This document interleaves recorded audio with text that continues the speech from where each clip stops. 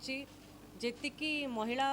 अपराध बढ़ी चली नारी निर्यातना घटना आपण नियंतु दुष्कर्म नियंतु आउ स्कूल रे मध्य छात्री माने सुरक्षित नाहंती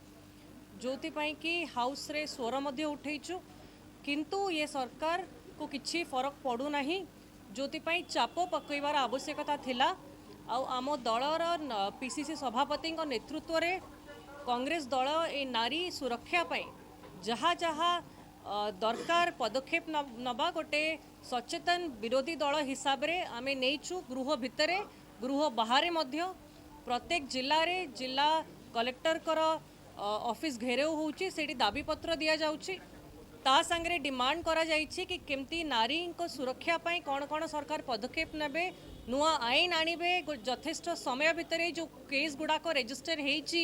18,001 केस ताकू सॉल्व करिवे जहाँ जहाँ पदक्षेप दरकार नारी सुरक्षा पाई सेटा करिवे बोली चाप पकेइबा पाई ये सब आमे पदक्षेप नहीं कि आज गांधी मूर्ति तले भी बसीथिलु हाउस रे मध्य विरोध कलु किंतु सरकार कर दम नहीं फेस करिबा पाई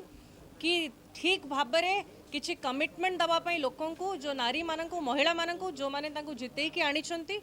सेति पाई गृहटा बंद कर दउचंती तांकर जदी किछि कमिटमेंट थांता ताले गृह रे कही पारि थांते कि आमे एतिकी समय भितर केस सॉल्व करिवु आमे एई सुधार गुडा को आणुछु डिपार्टमेंट रे एई सब जिंस आमे सचेतन होउछु एई पद आमे एई पदक्षेप नउछु किंतु कोनोसी कमिटमेंट कोनोसी जिंस न कहि कि गृहटा बंद कर दउचंती।